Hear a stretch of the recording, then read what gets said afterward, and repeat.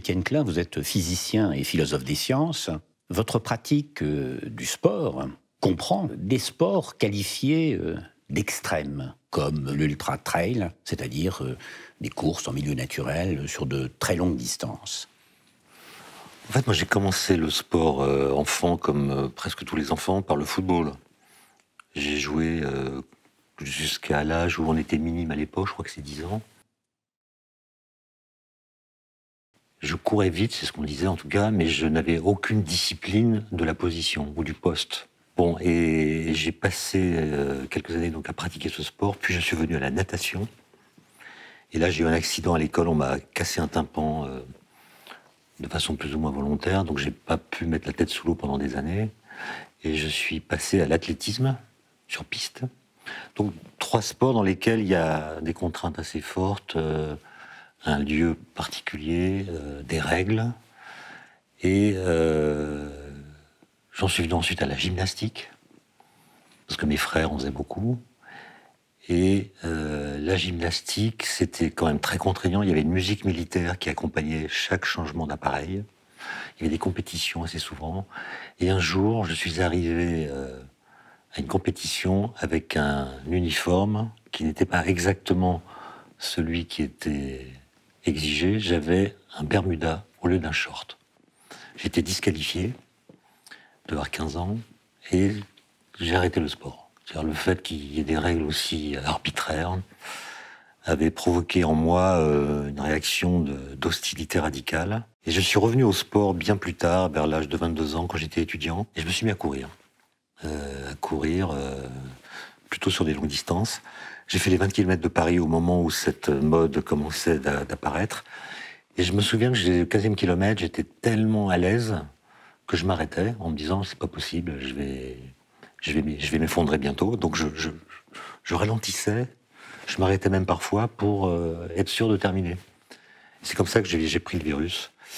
Des choses un peu longues, passé par le cross, etc.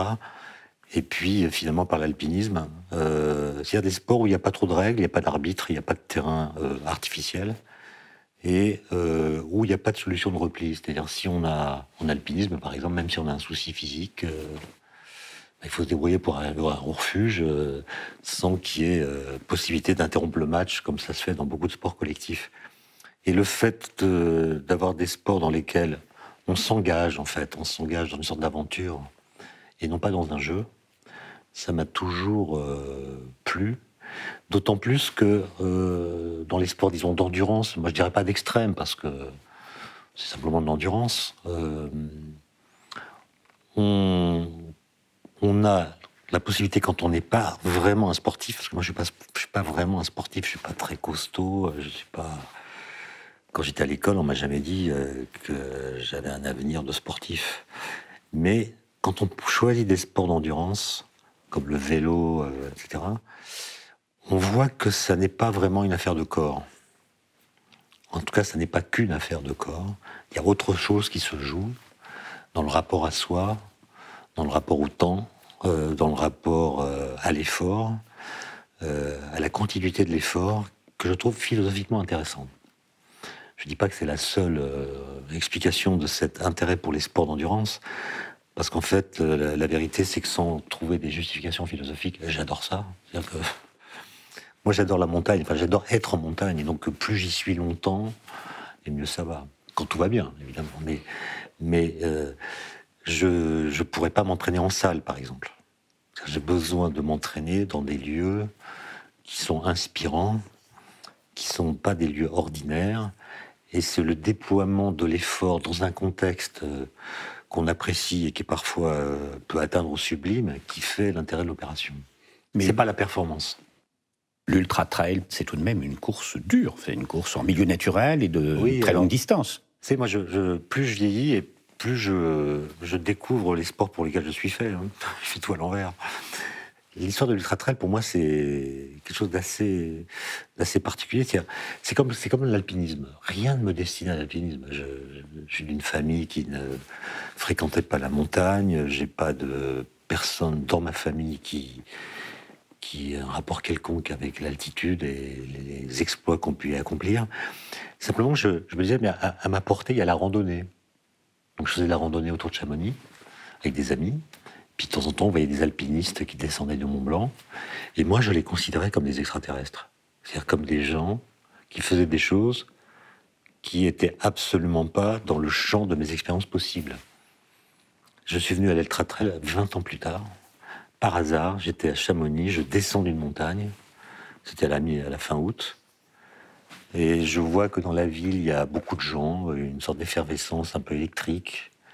Chez des gens qui sont là et qui visiblement attendent quelque chose. Je ne savais pas quoi, j'avais passé plusieurs jours là-haut. Et j'assiste à l'arrivée de l'Ultra Trail, de la plus longue course, il y a plusieurs courses, mais la plus longue fait 160 km. Et je vois arriver un monsieur de 58 ans, en petite foulée. J'interroge et on me dit, voilà, il a fait 160 km, il a 58 ans, il s'appelle Marco Olmo, et il a gagné la course. Combien de temps a-t-il mis? 21 heures. Quel dénivelé? 9000 mètres. Montée, descente. Et je découvrais qu'à 58 ans, on peut gagner une course de 160 km en 21 heures. Alors ça m'a complètement bouleversé et je me suis inscrit l'année suivante, non pas à la grande course, mais à une plus petite, qui faisait 100 km, la CCC comme on l'appelle. J'ai abandonné, parce que j'avais tellement mal au genou, je me disais que si je continue, j'aurais encore plus mal au genou. Et en fait, j'ai appris dans les éditions ultérieures que on peut avoir mal à cause d'un effort, continuer l'effort et cesser d'avoir mal. Et ça a été une découverte. Quand on ne sait pas cette réalité physiologique, ou psychique d'ailleurs, eh bien, dès qu'il y a un petit problème, on abandonne. Et c'est le fait de savoir que ça peut aller mieux, même quand ça va mal, qui fait que mentalement, on doit se projeter dans des conditions qui sont meilleures que celles qu'on est en train de vivre. Et qu'on peut donc, d'une certaine façon, sans tomber dans la folie, mépriser l'hystérie du corps. C'est-à-dire le corps envoie des signaux qui sont toujours importants à entendre, mais qu'on peut interpréter de façon trompeuse. Et il y a une très belle phrase de Murakami, l'écrivain japonais, qui lui fait des 100 km. Non pas en montagne, il fait des 100 km sur route. Il a cette phrase que je trouve incroyable, il dit « La douleur est obligatoire, la souffrance est optionnelle ». C'est-à-dire qu'on n'est pas obligé de convertir une douleur physique, qui dans ce genre d'épreuve advient toujours à un moment ou à un autre, en une souffrance psychique. Et on peut même tricher avec le langage. Par exemple, en général, on dit « j'ai mal au genou ». Alors que c'est le genou qui a mal. Et donc, si vous dites « mon genou a mal », déjà, vous mettez la douleur à distance et vous l'empêchez de coloniser votre cerveau, parce que si elle fait ce travail de colonisation de la psyché, évidemment, ça va provoquer chez vous un abandon au premier endroit possible. Ouais, du langage aussi, parce que la langue française est une langue qui dit « j'ai mal à la tête », alors que les Espagnols disent que c'est la tête qui a mal. Voilà, mais je pense qu'ils ont raison. Il faut circonscrire la douleur, il faut la localiser, afin d'empêcher qu'on la pense comme globale. Mais je pense que la façon dont nous disons la douleur détermine en partie la façon dont nous réagissons à la douleur. Vous faites également, vous courez, vous faites du vélo, vous avez gravi le Ventoux déjà, je crois. Et vous courez. D'ailleurs, vous avez dit un jour que vous courez pour vous recentrer. Non, ce mot de recentrer. J'ai dit ça où, je ne sais pas. Peu importe, mais ce mot de recentrer est intéressant parce que quel est votre centre de gravité? Pour Saint-Augustin, c'est Dieu le centre de gravité. Mais pour vous, qu'est-ce que ça veut dire? Comment vous entendez, par exemple, Je veux dire par là que l'effort non intense, mais prolongé, est une expérience qui ne vous laisse pas invariant par translation. C'est-à-dire que vous pouvez revenir à votre point de départ, mais il s'est passé en vous quelque chose, dans le rapport à soi, dans le rapport aux autres. C'est peut-être des processus chimiques, simplement, qui font que même si vous revenez à l'endroit d'où vous êtes parti, vous n'êtes pas dans l'état où vous êtes parti. Et qu'il y a une sorte d'expérience de méditation. En tout cas, c'est comme ça que ça se passe chez moi. Beaucoup de gens disent quand ils courent, ils s'ennuient parce qu'ils sont en train de penser qu'ils courent. Mais quand on n'est pas tenu par des impératifs de performance, moi je cours sans chronomètre, je cours à l'instinct. Eh bien, on peut courir sans penser qu'on est en train de courir, comme si c'était une activité périphérique par rapport à soi. Et du coup, le soi se recentre et on peut avoir des idées qui viennent. Par exemple, à l'époque où j'écrivais, je devais écrire chaque semaine une chronique pour France Culture. Ben, j'avais que le samedi pour faire ce travail d'écriture. En général, j'avais pas d'idée. Je savais pas quoi dire. Et en fait, je savais très bien, je ne stressais pas parce que je savais qu'en allant courir 1 heure, je reviendrais avec l'idée. Et l'idée ne venait pas d'un travail sur moi, qu'est-ce que je vais pouvoir bien dire, ça venait tout seul. Je ne sais pas par quelle opération. C'est le sens des philosophes péripatéticiens. Hein. Ouais, c'est ça. Sauf que Aristote qui marchait. Ouais. Alors avec la marche, peut-être que ça marche, si j'ose dire. Mais comme chez Aristote, oui. Ouais, peut-être. Mais moi, bon, tant que j'ai pas trop d'arthrose, je cours. Le sport comprend le jeu, c'est une des dimensions du sport, même si le sport ne se réduit pas au jeu. Quelle définition donneriez-vous du jeu ? Ben justement, pour moi, les sports qui sont des jeux m'intéressent très peu. Je ne saurais pas vous dire pourquoi, mais les sports avec arbitre, avec règles, avec tribune, j'ai un peu de mal. Je sais pas, moi j'ai l'impression que les activités physiques qui me plaisent sont celles qui ne sont pas des jeux. Même si elles sont gratuites, hein, graver une montagne, on peut dire que c'est une sorte de jeu avec les conditions météo, avec l'altitude, avec la technique, avec le rocher. Mais moi je ne vis pas ça comme un jeu, mais plutôt comme une aventure dans laquelle on met son petit soi en vis-à-vis de choses qui nous dépassent. Et si c'est simplement la compétition, la victoire, comme on dit, avec un vocabulaire qui est parfois presque militaire, je décroche. Mais le jeu, c'est pas simplement la compétition. Le jeu, c'est une activité non productive et réglée. D'accord, mais moi j'aime bien voir quand je suis spectateur, hein, sur les visages des sportifs, la marque d'une transfiguration qui vient soit de l'épuisement, soit du fait qu'on est allé au bout de quelque chose, au-delà de soi-même. Enfin, j'aime bien sentir ça sur les visages. Et d'ailleurs, ce qui m'avait fasciné quand j'avais vu l'arrivée de l'Ultra Trail la première fois, c'était ça. C'était les gens arrivent, évidemment, alors ils n'arrivent pas comme un peloton. Hein, et entre le premier Marco Olmo et le second, le deuxième, il y avait 1h30. Puis après, il y en a un troisième, et puis on attend 20 minutes, etc. Et puis on voit arriver des gens qui ont mis 48 heures. Et à chaque fois, les visages sont sublimés.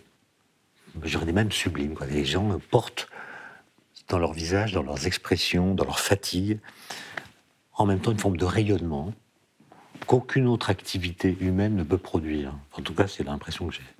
Il y a quelque chose qui se passe et qui rend ces sports-là, ces activités-là,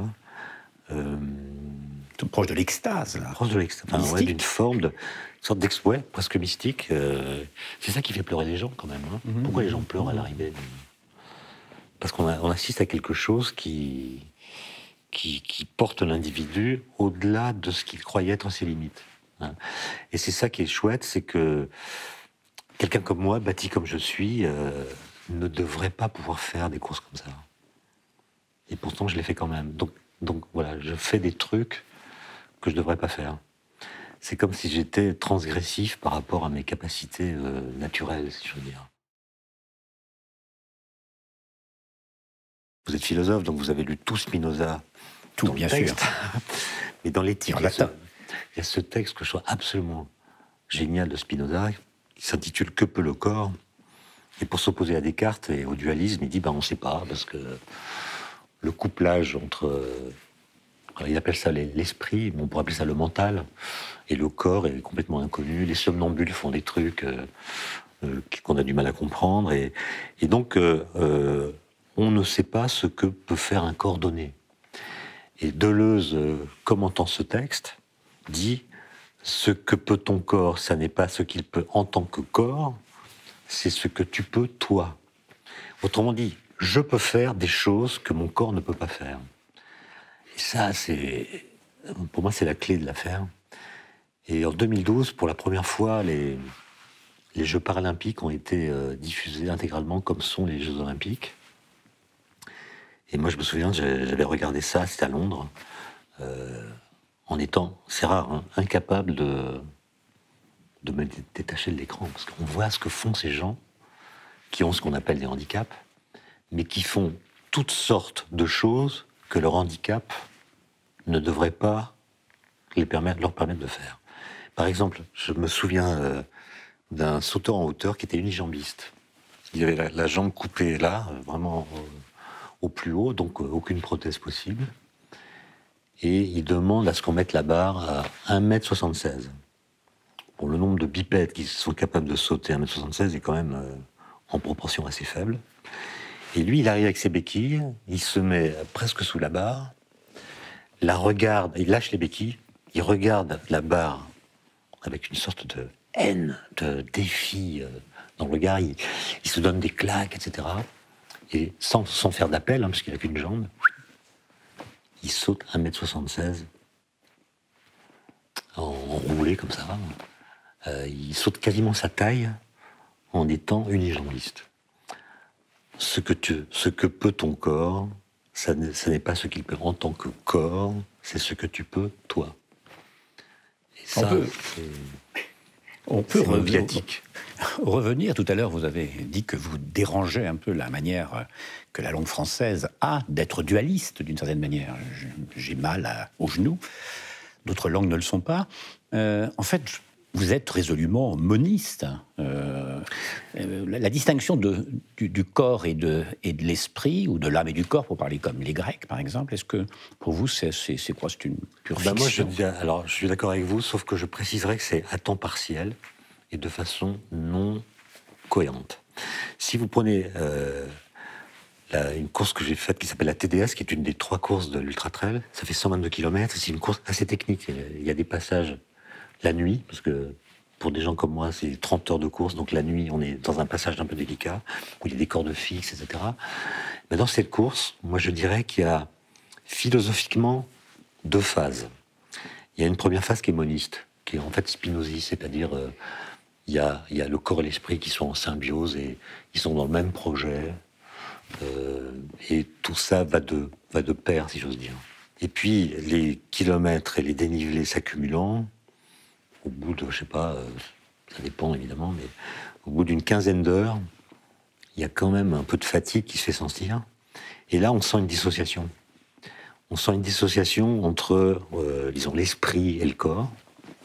On devient dualiste. Et c'est pour ça qu'il faut une sorte de préparation mentale, en fait. Parce qu'en gros, le corps qu'on ne comprend plus, il ne sait pas dans quel projet on l'entraîne. Et il faut lui dire, mais tu sais pas où on va, mais fais-moi confiance, suis-moi, etc. Si tu m'aimes, suis-moi. Voilà ce qu'on dit au corps. C'est l'esprit qui se détache et qui parle au corps comme s'il lui était extérieur. Il faut chasser l'idée de l'abandon au sens où il faut se barricader le cerveau pour que l'idée de l'abandon n'entre jamais. Parce que si elle entre, c'est fichu. Il y aura toujours une occasion plus tard. On a froid, on a faim, on a mal, on est fatigué, où cette idée va devenir impérative et va conduire à l'abandon. Et donc il faut trouver des stratagèmes pour que l'idée n'entre jamais. Mais le dualisme ici est peut-être une sorte de la faille. Hein. Au fond, être bien préparé, n'est-ce pas, être capable de tenir cette attitude moniste jusqu'au bout. Ouais, mais je crois que ça marche pas parce que les gens, moi je vois des gens hyper préparés. Moi je me prépare très mal. Je me prépare au dernier moment, au mois d'août. Je ne suis pas abonné à des revues qui expliquent les régimes qu'il faut suivre tout au long de l'année, les entraînements. Non, je fais ça à l'instinct. Mais je vois autour de moi des gens qui sont bigorexiques, hein, qui sont dans une espèce de monomanie de l'entraînement, presque de l'approche scientifique de la chose. Et ils sont hyper préparés. Mais je suis pas sûr qu'ils soient mieux préparés aux incidents. Au contraire, tout incident devient un problème. Alors que quand on est mal préparé, comme moi, on sait que les problèmes sont inévitables et que, en fait, il faut se préparer à les surmonter, quoi. Mais si vous voulez, je veux pas paraître comme quelqu'un qui maîtrise son sujet. Moi, je suis vraiment amateur. J'ai fait la TDS en 29 heures, c'est quand même pas terrible. Il y a des gens qui la font en 15 heures. Simplement, j'ai un grand plaisir à la faire. L'amateur, c'est celui qui aime. Oui, moi j'aime. Moi j'aime ça. Pour revenir à la phrase de Spinoza, dire que le corps pense, bon, comme ça, c'est un propos, une thèse qui est pleine de provocation et de radicalité. Mais ça veut dire que, par exemple, que le corps anticipe, que la conscience accompagne ou suit. Vous avez fait des expériences de cet ordre? Est-ce que vous pourriez illustrer, par exemple, cette thèse de Spinoza en dehors d'un contexte trop étroitement philosophique? En tout cas, moi, je pense que quand un corps ne produit ce genre d'effort qu'une fois par an, comme le mien, évidemment, il manifeste des symptômes qui disent sa surprise. Genre, tu ne nous avais pas habitué à ça, parce que moi je m'entraîne dans l'année, je fais du vélo, mais c'est des petites sorties de 2 heures, les footings c'est 1 heure, je fais pas du tout de trucs d'entraînement importants. Et donc le corps il est surpris, mais en même temps je pense qu'il garde la trace qu'il a déjà fait ça 1 an plus tôt. Donc, et moi j'observe que le corps pense en effet, dans la mesure où il produit des choses qui rétroagissent aux effets produits par l'effort. Par exemple, je suis sûr que, d'ailleurs les médecins l'ont montré, le corps produit des analgésiques. On peut avoir mal, puis ne plus avoir mal. Et donc par effet tunnel, on peut passer d'un sentiment d'épuisement à un sentiment de pétulance. Enfin, j'exagère un peu, mais c'est peut-être ça qu'on pourrait appeler la résurrection du corps. Hein. Une sorte de résurrection. On peut ressusciter, ça c'est une expérience incroyable. Quand vous êtes dans une montée, là, 2000 mètres de dénivelé, au-dessus de Bourg-Saint-Maurice, là, on voit pas le bout, parce que 2000 mètres de dénivelé d'un coup, c'est rare en montagne. Hein. Et là, on n'en voit pas le bout et on se dit, mais je vais mourir. Et puis en fait, non, une fois passé le col, on reprend un souffle normal, une forme d'énergie. On ne sait pas d'où elle vient, parce que normalement l'énergie ne peut que baisser. Maintenant, on peut gagner de l'énergie à partir de rien. Enfin, et le cerveau produit également des substances hallucinogènes. La nuit, notamment, on voit des trucs, on assiste à des spectacles qui sont des hallucinations. C'est peut-être une manifestation de processus chimiques qui ne sont pas déclenchés dans les régimes normaux de la vie du corps. Mais vous savez, il y a une étude qui a été faite par des médecins qui montre que finalement les taux d'abandon dans ces courses sont pas corrélés à la distance. On devrait imaginer que sur des courses aussi longues, il y a un taux d'abandon qui soit beaucoup plus élevé que sur les marathons, par exemple. Et en fait, non. Ils ont vu aussi que les gens qui abandonnent ne sont pas les gens les plus mal portants quand ils abandonnent. Il y a des gens qui terminent en état physique bien plus dégradé que ceux qui abandonnent. Et donc, ce qui fait qu'on abandonne, c'est rarement un problème physique. Enfin, si, c'est parfois un problème physique, il ne faut pas exagérer. Mais souvent, c'est que on finit par perdre la conscience du sens de l'aventure dans laquelle on est. Ça ne fait plus sens. Du coup, les forces tombent. Tant que ça fait sens, les forces sont là. Et donc la pensée, elle doit être suffisamment active pour maintenir l'idée du sens. Et d'autre part, moi, je pense qu'on peut aussi expliquer le fait que le taux d'abandon ne soit pas aussi grand qu'on pourrait l'imaginer, même quand les conditions météo sont très dures. Il y a eu plusieurs éditions avec des conditions quasi hivernales au mois d'août, hein, de la neige, du froid, etc. C'est que c'est un effort assez naturel. Je pense que quand Néandertal allait chasser, mais il n'avait pas grand-chose dans le ventre. Il faisait un effort physique très long pendant plusieurs jours. Et voilà, c'était une condition de la survie. Alors que des sports plus traumatisants comme le football, le tennis, qui jouent beaucoup avec des gestes qui ne sont pas des gestes naturels dans la marche, sont peut-être moins bénéfiques, entre guillemets, pour le corps que ces sports de très grande endurance, quoi. Michel Serres, vous partagez ensemble le goût pour la montagne.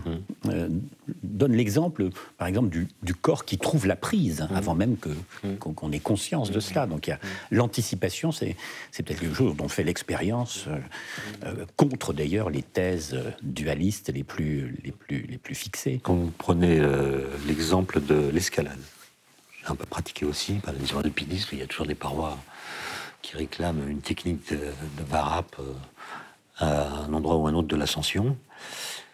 Bon, évidemment, quand on le fait à mon niveau, tout est tracé, mais il faut se mettre à la place de ceux qui doivent découvrir la voie.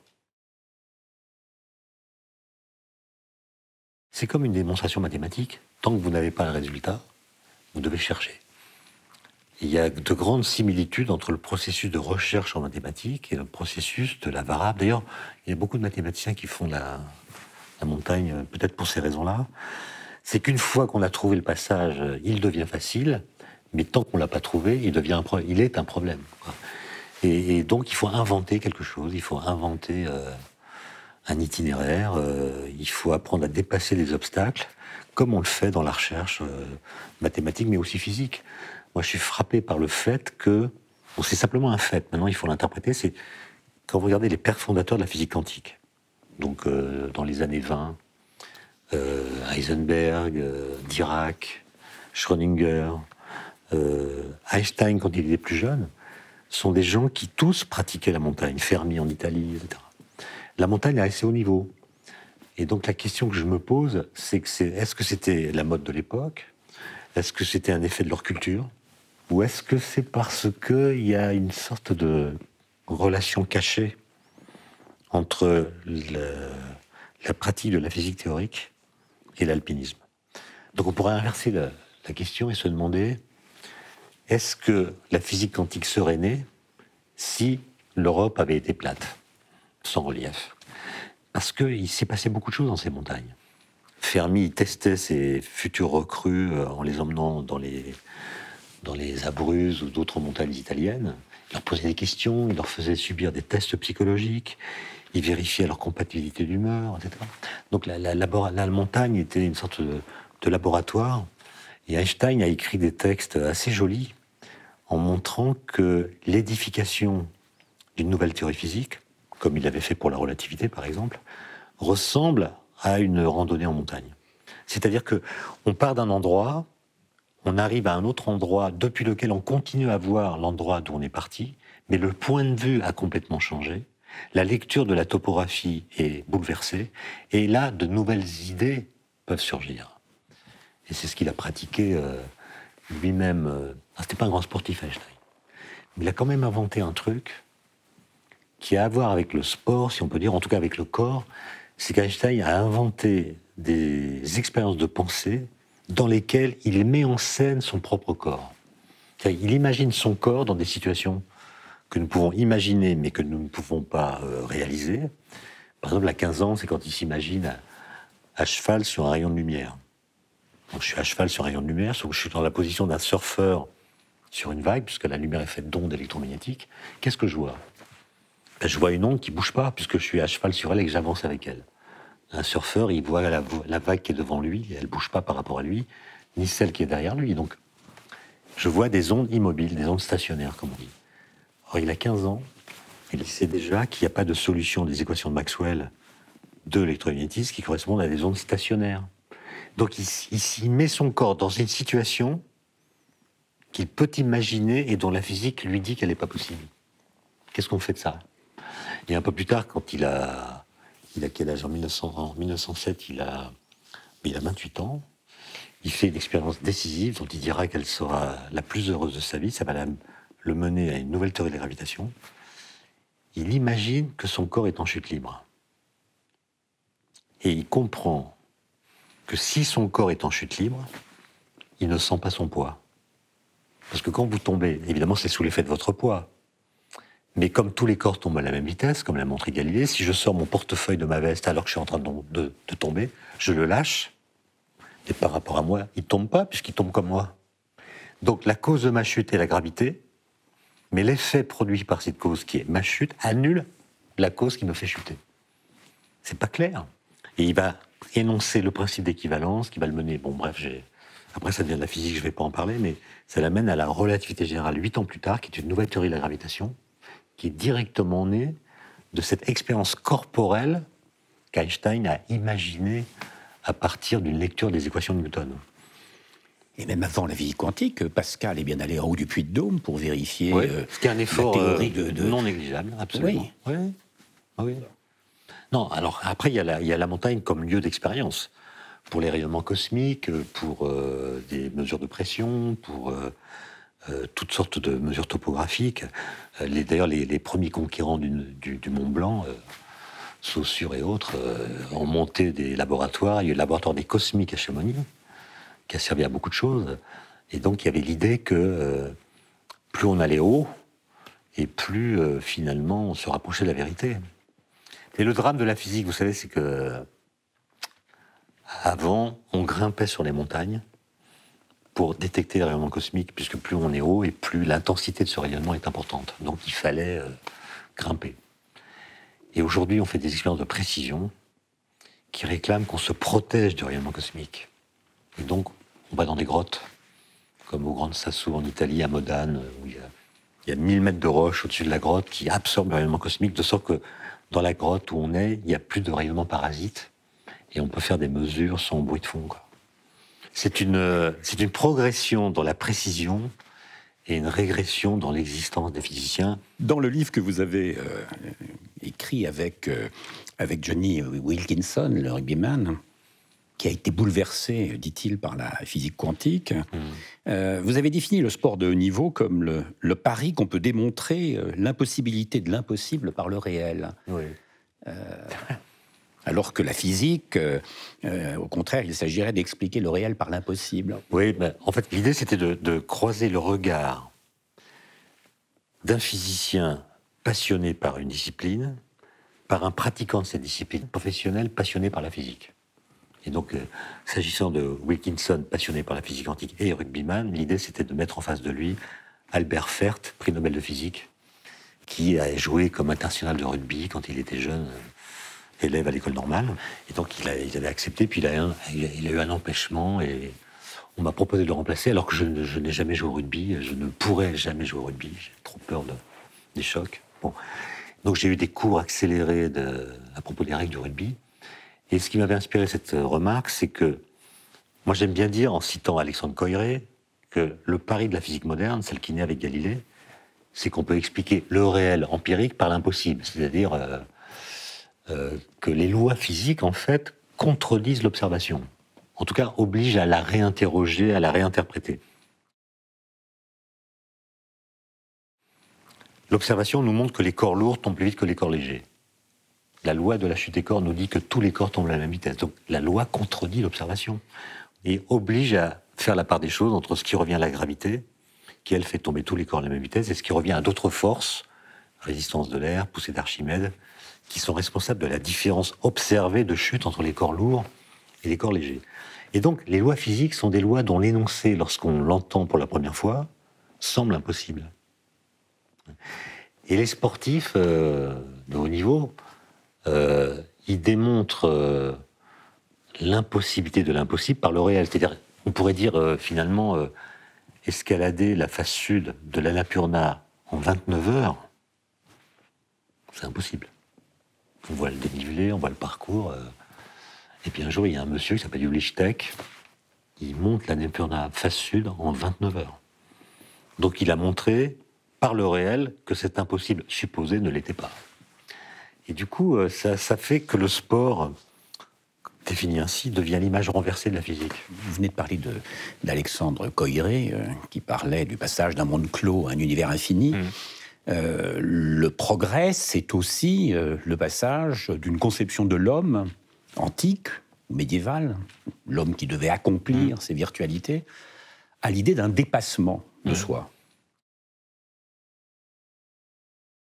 Alors, justement, moi, je ne suis pas sûr qu'on puisse appliquer la notion de progrès au sport. C'est-à-dire que, évidemment, si on regarde les performances, le temps qu'il faut pour parcourir 100 mètres, on voit que ce temps décroît, donc il y a une augmentation des performances. Est-ce que ça veut dire que quelqu'un qui aujourd'hui battrait le record du monde produirait un dépassement lui-même plus important que celui qui est passé sous la barre des 10 secondes il y a quelques décennies? Comment le savoir? Comment le mesurer? Si on prend l'alpinisme, par exemple, est-ce que on peut dire qu'il y a un progrès? Évidemment, il y a un progrès dans les techniques, dans la maîtrise des courses qu'on peut envisager, dans la rapidité, bon, bref. Mais est-ce qu'on pourra jamais faire mieux que Lachenal et Terray quand ils font la phase nord des Grandes Jorasses. Je suis pas sûr.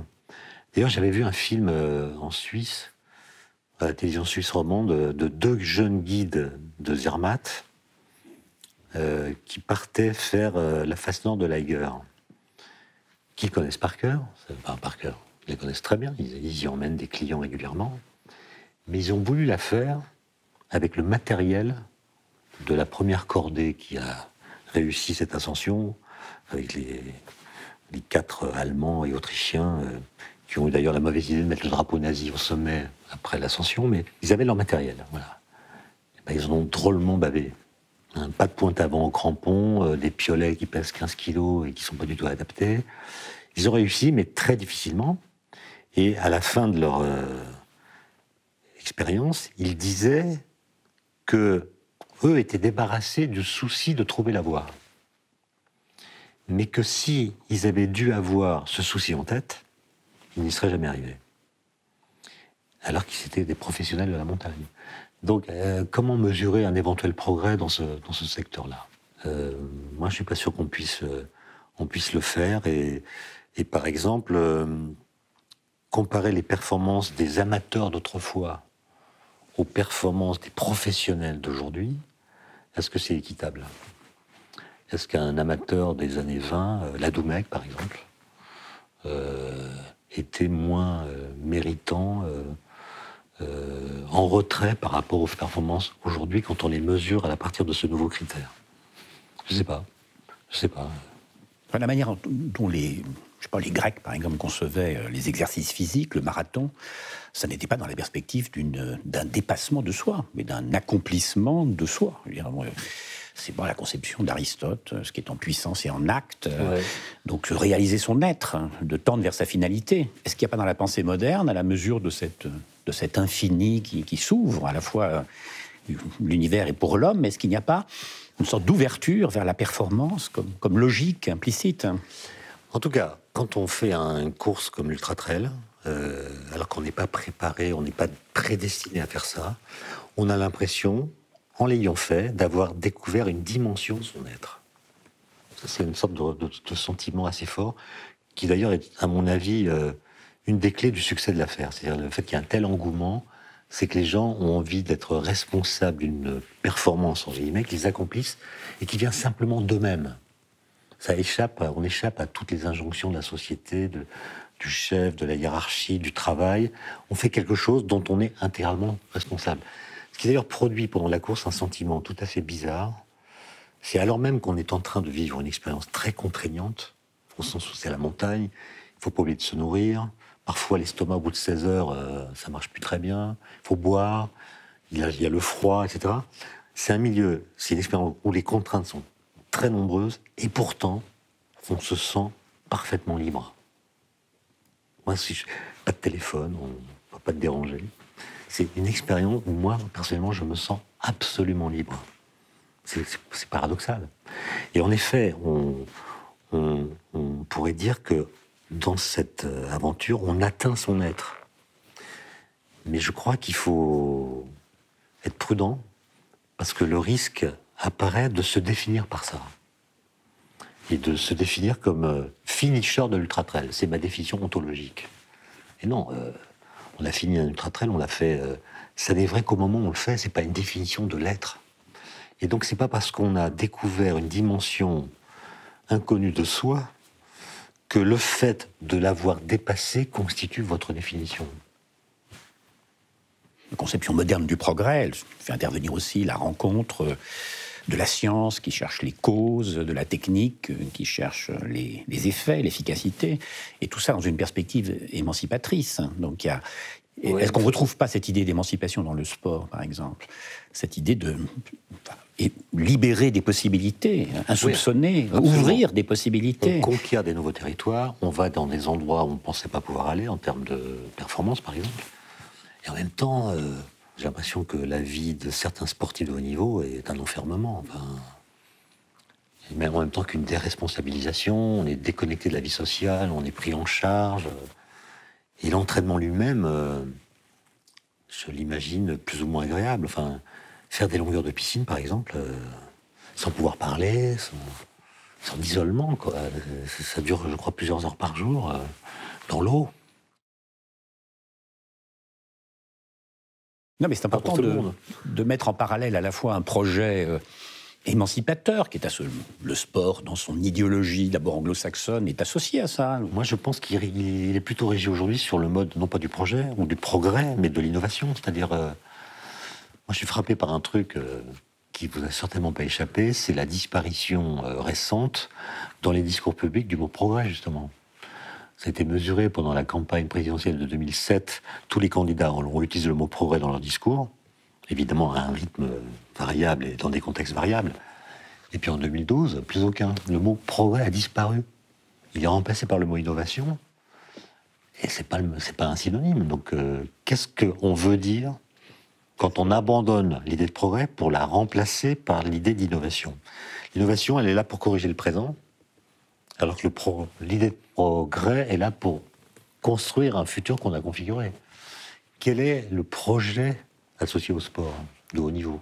Et puis il y a une différence d'échelle temporelle. L'innovation est dans le temps court, le progrès dans le temps long. Elle est darwinienne, alors que le progrès s'appuie plutôt sur une évolution qui est dirigée.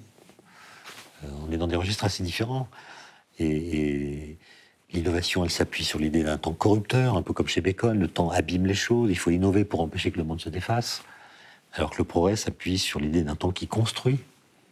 Il construit un avenir qui est complice de notre liberté, dans la condition qu'on travaille un peu. C'est vraiment des registres très différents. Donc, la question est à quel futur configuré, désiré, voulons-nous rattacher la dimension du sport? Est-ce qu'il s'agit de fabriquer des postes humains, des gens qui transcendent la condition humaine, en fait, par des exploits qui nous paraissent en dehors du domaine du possible, finalement? Ou est-ce que c'est l'épanouissement du corps? Est-ce que c'est la bonne santé? Enfin, j'ai pas bien compris de ça. Ou est-ce que c'est la fierté nationale? Enfin, le progrès était inséparable aussi des grands récits. Bon, et l'effondrement des grands récits a peut-être laissé la place à l'innovation, c'est-à-dire quoi? Au diktat de la technique à court terme, peut-être. D'ailleurs, c'est très, très bizarre que ça, peut-être vous avez réfléchi à ça, c'est le fait qu'il y a un domaine où le dopage est interdit, c'est le sport. Alors que dans toutes les autres sphères de la société, il est en fait encouragé. On n'est pas choqué qu'un homme politique prenne un bêta-bloquant avant un débat important, etc. Les étudiants se dopent avant les examens. Tout ça est considéré comme normal, mais dans le sport, où là, le dopage est compréhensible. Enfin, on retarde le seuil de la douleur, etc. Là, ça devient complètement interdit. C'est vrai qu'on dopait même le condamné à mort, puisqu'on lui donnait un verre de gnôle. T'es pour le doper ou pour lui faire encore plus regretter la vie? On pourrait peut-être envisager la question des limites, hein, puisqu'on parle du dopage, du dépassement. La question des limites. Il y a des limites objectives tout de même, par exemple aux performances. Comment voyez-vous cette course, par exemple? C'est clair que pour moi, il y a des limites. Le problème, c'est que tant qu'on n'est pas allé y voir, on ne sait pas où elles sont. Voilà. Et que je pense qu'il y a beaucoup de limites qu'on incorpore dans sa psyché par manque de curiosité d'aller les chercher. C'est ce que je disais tout à l'heure à propos de l'alpinisme. Quand j'étais plus jeune, je me souviens avoir vu des alpinistes polonais qui descendaient directement du Mont Blanc au bord de la route, aux Ouches, là, près des Ouches, au glacier des Bossons. Ils étaient complètement hallucinés, hagards, dans le potage, ça se voyait. Et je m'étais dit, vraiment, c'est pas pour moi. Donc, et parce que j'avais pas la curiosité de m'imaginer dans leur situation. Et donc, il y a les limites qui viennent de ce qu'on intériorise des impossibilités de faire telle ou telle chose, et puis il y a les limites telles qu'on les éprouve dans l'expérience même. Et là, on voit qu'elles ne sont pas fixées de façon nette. Il y a des jours où elles sont là, et puis il y a d'autres jours où elles sont plus rapprochées, d'autres jours où elles sont plus éloignées. Et en fait, vous parliez de jeu tout à l'heure. Moi, ce que j'aime bien dans l'ultra trail, c'est qu'on est constamment en train de jouer avec les limites. on peut jamais se mettre dans le rouge, parce que si on se met dans le rouge, on fabrique de l'acide lactique, et bref, ça fait des courbatures, et on va pas très loin. Et donc, c'est un jeu avec l'idée qu'on se fait de sa limite. On doit être très loin de la limite, sinon on se crame. Et donc, il faut savoir où elle est sans y être. Et se mettre à, je sais pas, à 20% en dessous. Enfin, moi, je fais pas trop de mesures, mais je mesure quand même mon pouls. Et si je vois que je suis trop loin, à 140, je sais que c'est pas bon, que ça va limiter l'endurance, donc je ralentis. Mais donc, on joue avec la limite sans être trop près d'elle. Alors qu'il y a des sports, au contraire, il faut être au contact direct de la limite et même tenter de la dépasser. Auquel cas, c'est plus une limite, d'ailleurs. Si on dépasse une limite, c'est que ça n'en était pas une. Et il faut aller voir, quoi. Et je pense que c'est, selon les sports intenses ou d'endurance, le jeu est assez différent. Parce que régulièrement, on entend des responsables sportifs, par exemple, dire qu'il y a des limites qui seront atteintes en vitesse, en saut en hauteur. Et se posera évidemment le problème, c'est de la redéfinition du sport. S'il n'y a plus de performances et de records à conquérir, qu'en sera-t-il de ce sport tel qu'on le conçoit aujourd'hui, puisque c'est une sorte de course effrénée, mobilisant des innovations techniques vers la limite dépassée. Ouais. On sait bien que la limite, c'est pas zéro si on prend le 100 mètres, par exemple. Mais est-ce qu'il y a une stagnation qui est liée au fait qu'on a optimisé les techniques de course, de préparation? J'exclus évidemment la possibilité du dopage. D'ailleurs, les deux problèmes sont différents. Quelle serait la durée minimale possible pour un être humain non dopé? Et quelle serait cette même limite pour un humain dopé? Est-ce que ça serait très différent ou pas? Ou est-ce que, je sais pas, Usain Bolt, par exemple, qui moi me fascine pour le coup, parce qu'il est tellement au-dessus que... il a été, je sais pas si c'est toujours le cas aujourd'hui, mais il y a quelque chose de divin dans ce surclassement qu'il impose à ses adversaires, que je trouve assez grec pour le coup. Et la recherche des records, la quête des records, elle se joue aujourd'hui en fractions de secondes, en nanosecondes. Que pensez-vous de ce fractionnement mathématique dans la mesure qui finit par aboutir à une sorte de temps désincarné? Qu'est-il encore d'humain dans ce temps? Moi, je trouve que, comme le disait Bergson, il n'a pas parlé de ça, mais il parle à un moment de la cendre des chiffres. Il y a tout ce qui est, je trouve, beau dans le sport, tout ce qui relève de la vitalité, même de l'élan vital le plus primitif. Dès lors qu'on le réduit à une performance qu'on mesure en un temps qui, comme vous le dites, est fractionné de façon de plus en plus petite, avec un atome de temps qui serait... paradoxe de Zénon. La nanoseconde, etc. Est-ce que ça a encore du sens? Est-ce que c'est pas un réductionnisme atroce? Parce que ce que je trouve, moi, beau dans le sport, c'est, outre certains spectacles sportifs, la narration de la vie et de la préparation, des obstacles, de la résurrection parfois, qu'a connu le sportif qui réalise cette performance. Voir que des gens, par exemple, qui ont eu des gros problèmes physiques, une blessure, se croient condamnés pour, je sais pas, les Jeux Olympiques, vont réaliser à ces Jeux Olympiques quelque chose qui les a surpris et qui dépasse toutes leurs espérances. Il y a toujours quelque chose qui est sublime et qui évidemment transcende complètement la simple mesure chronométrique de leur performance. Et donc, oui, il n'y a rien de plus triste qu'une table des records, je trouve. Et puis peut-être que paradoxalement, ce diktat, cette obsession de la mesure et des instruments de mesure conduit peut-être aussi à quelques démesures, enfin l'hubris des Grecs. Absolument. L'hubris, ou bien au contraire la démesure de la mesure, c'est-à-dire la démesure du contrôle. J'ai participé à une petite expédition il y a quelque temps qui s'appelait Objectif Mont Blanc. En fait, il s'agissait de construire une cordée de 3 scientifiques, un climatologue, un vulcanologue, géophysicien, et un physicien pour aller sur le Mont Blanc et puis raconter des choses de science autour du Mont Blanc, comment le massif s'est formé, le rayonnement cosmique, les effets du changement climatique sur les glaciers, etc. Évidemment, on était accompagné par un médecin qui nous avait bardé de capteurs, mesurant le taux d'oxygène, le pouls, plein de trucs. Donc on était bardé de trucs. Et tous les soirs, en tout cas le premier soir, il y avait un débriefing des mesures, etc. Et le deuxième jour, personnellement, et je crois que les deux autres n'étaient pas loin de faire la même chose, moi j'ai tout arraché.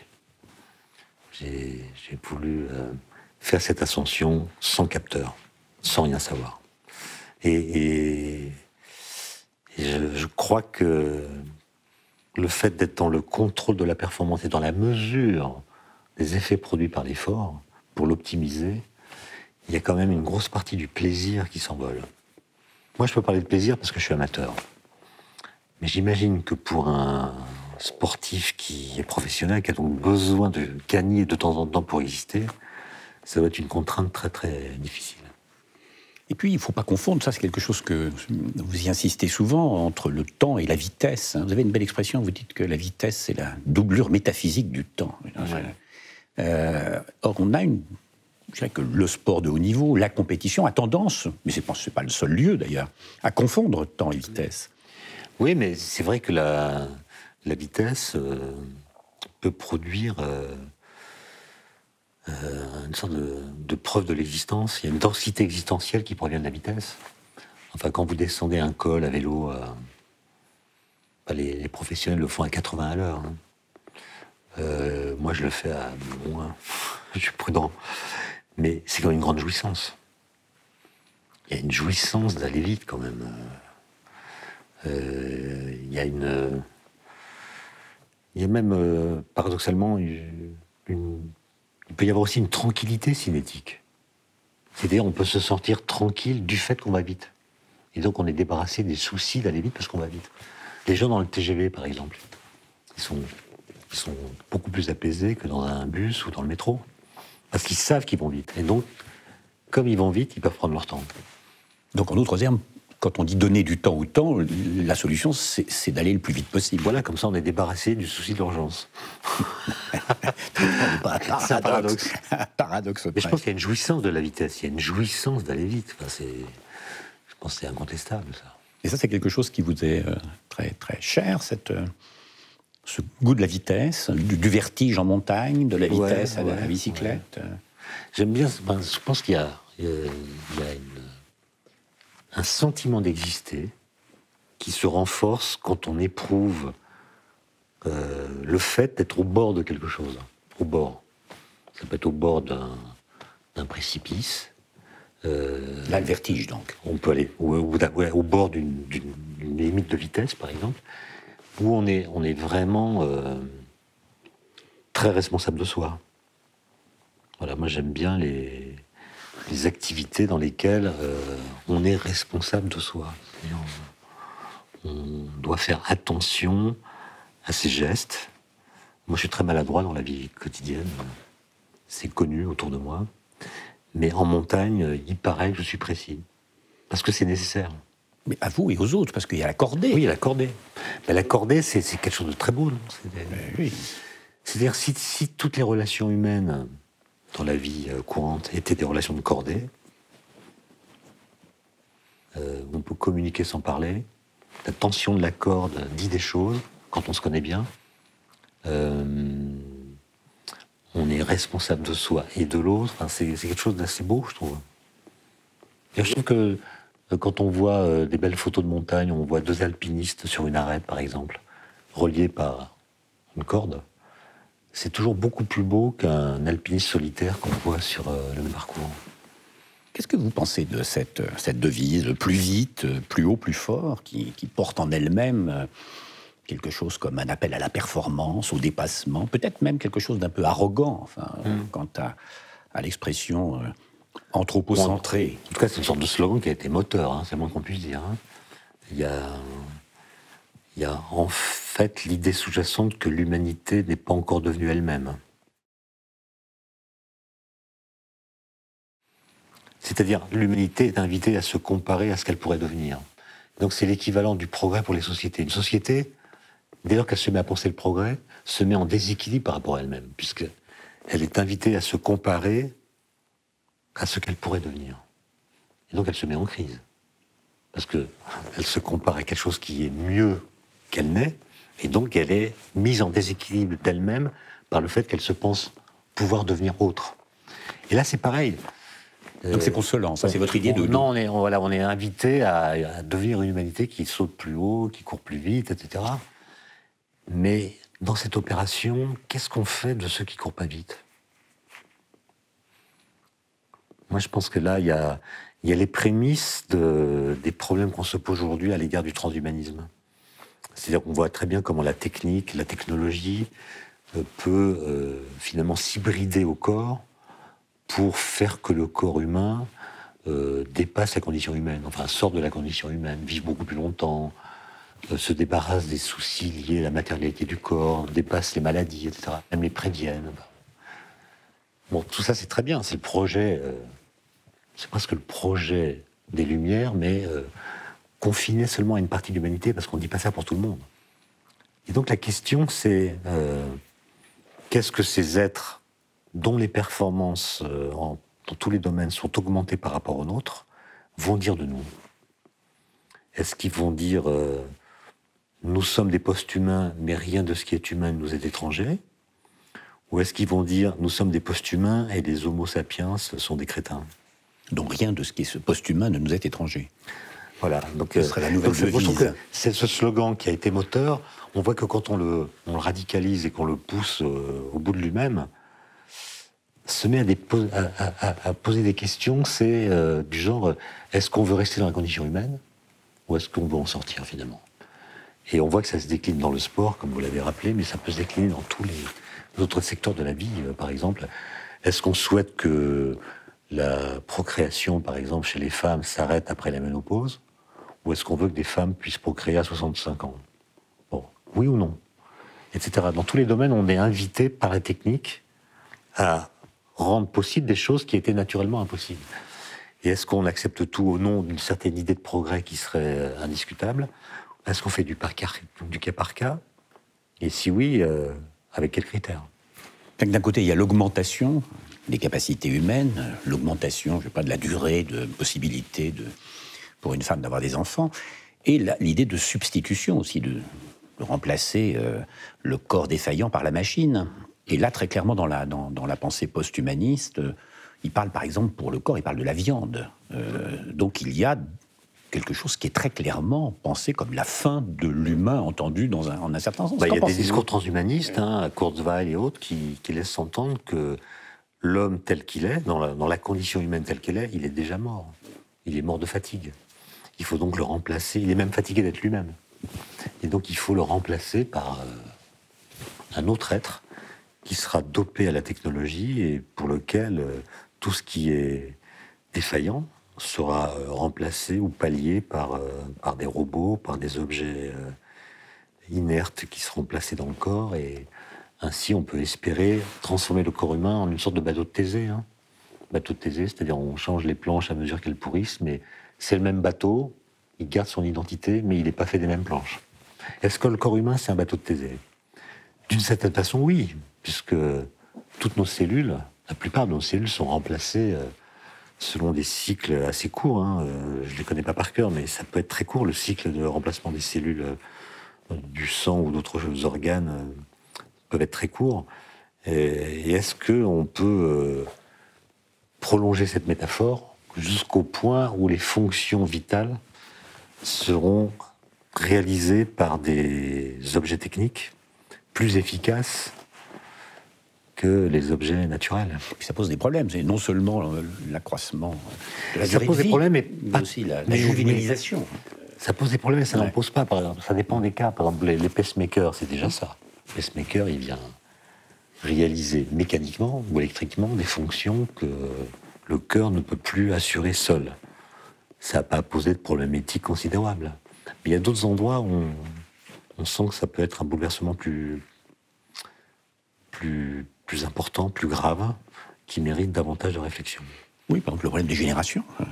Qu'est-ce que voudra dire des générations, si on peut faire durer les corps? Qu'est-ce que c'est qu'une succession? Qu'est-ce que c'est qu'un héritage? Qu'est-ce que c'est qu'une transmission? Voilà.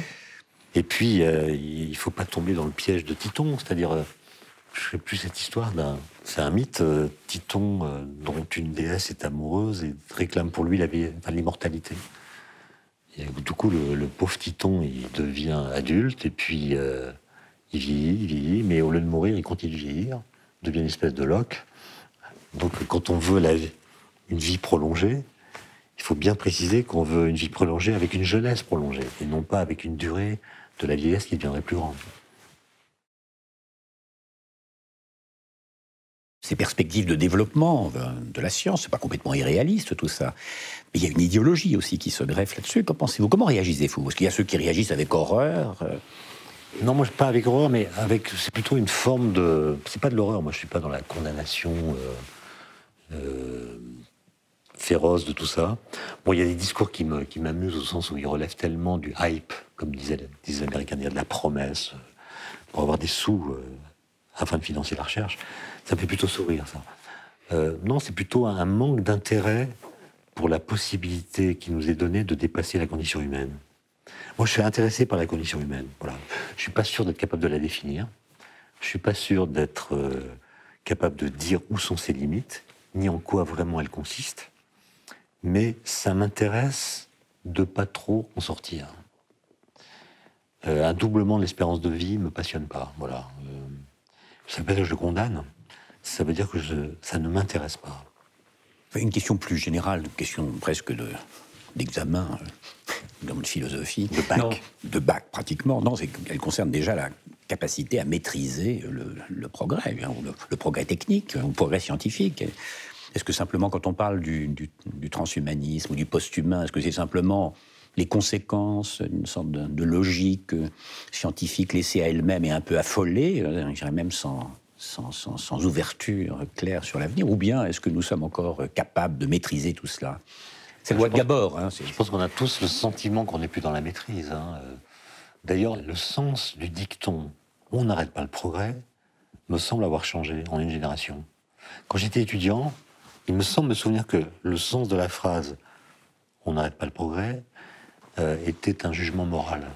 Ça voulait dire « il ne serait pas bien de vouloir arrêter le progrès ». C'est une bonne chose, donc qui veut l'arrêter et commet ou prononce un jugement qui n'est pas moral. Et donc on n'arrête pas le progrès, c'est une sorte de salut enthousiaste qui était adressé au futur finalement. Bienvenue. Bon. Alors qu'aujourd'hui, j'ai fait le sondage d'ailleurs avec mes étudiants, on n'arrête pas le progrès, c'est plus du tout un jugement moral, c'est un jugement pratique. C'est-à-dire, il est devenu impossible de l'arrêter, c'est-à-dire qu'il est mu par des forces délocalisées qui se sont autonomisées par rapport à notre désir, de sorte que tout ça évolue sans que personne ne l'ait voulu.